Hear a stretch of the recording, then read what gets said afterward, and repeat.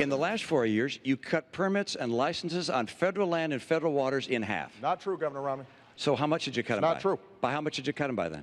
Governor, we have actually produced more oil. No. How much did you cut licenses and permits on federal land and federal waters? If you want to drill on public lands, you use it or you lose it. Okay, now and so what we did was take away those leases, and we are now reletting them so that we can actually make a profit. And production on government lands is down. No, it isn't. Production on government land of oil is down 14%. Governor, and production on gas is down 9%. It's just not true.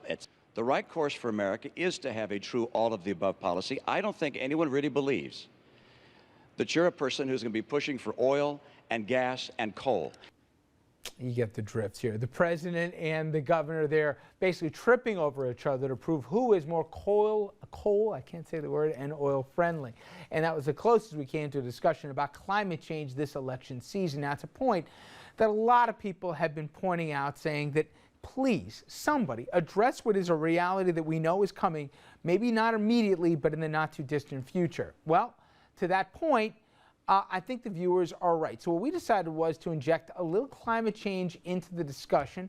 Mijin Cha, she's a senior analyst at Demos. Her recent article in the Huffington Post is called "Climate Silence is Bad for Our Economy." We spoke with her yesterday. One of the things I saw in your piece is, if America gets ahead of this curve here, if we're one of the biggest generators of not only green technology, but also, dealing with climate change, there's long-term value. But I think a lot of people say, we just can't spend the money right now. We have it on more pressing issues. Can we have it all? Well, yes, it was my short answer. But I think that, we're spending money regardless, right? We're just spending money in a way that is not really promoting economic development or good job creation. Tax cuts for the wealthy don't really do much for economic development, nor do they do much for job creation. But if you see, renewable energy, for instance, creates far more jobs per dollar invested than fossil fuel investments. Instead of really ramping up these productions in oil and gas, what we should be doing is redirecting that money into renewable energy policy. What about the argument that says, hey, even if we had both the commitment as a country to do this and the economic wherewithal that we'll invest in this, if the rest of the world isn't playing ball with us, then basically we're doing an exercise for naught. Can the U.S. take a lead and see material benefits stateside if the rest of the world isn't obviously on the same page?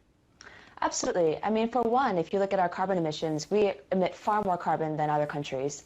China also is a big emitter, but we can't just sit back and wait for other countries to take the lead. Something that is very common amongst the theme of American exceptionalism is that we are the leaders. So this is true for climate change. Europe is doing a lot of work. Other emerging countries like Brazil and India have great solar development. There's really no reason why we shouldn't be the leader of these technologies, particularly because things like solar energy were actually developed in the U.S., but we're not really benefiting from the technology because we're not putting the investments in that we need. You, in your piece, talk about the direct impact climate change has had on several states as examples around the country. Would people be surprised from transportation, as you were talking, on the Mississippi River to the Chesapeake Bay in Virginia, et cetera, the tangible ways that it's not just getting hotter and the weather more extreme, but literally affecting business in this country? Yes, I mean, climate change will literally affect every aspect of our economy. If you look at the huge droughts that really impacted the Midwest this summer, that was, climate change makes extreme drought much worse. Drought causes less agricultural yields. This causes food prices to increase. It hits literally every aspect of our economy. Talk about, on a practical level, what could be done. If you had a president so inspired, whoever emerges in November, if he made a pledge to the American public that he was going to try and do something about this, what could that be? And talk about how it's a tangible investment, not just good for the environment, but actually good for America's bottom line. Sure. I think one thing that we can build on is energy efficiency. So the fuel economy standards that were passed recently are a great example. Making cars more efficient, making buildings more efficient.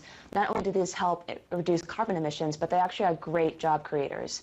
refocusing our investments into renewable energy, again, creates more jobs per dollar invested than fossil fuels.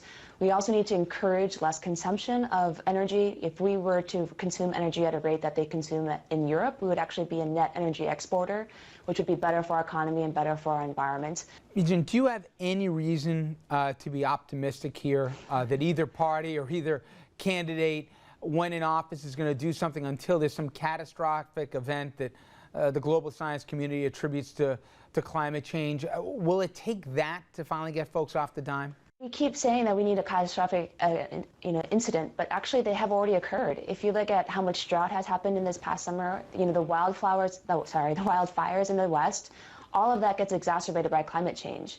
And to be honest, I don't remain terribly optimistic, just because I think that the discourse has shifted so far to the right that we're still stuck discussing whether or not climate change is an issue, as it's not only occurring but getting worse, and other countries are taking the lead.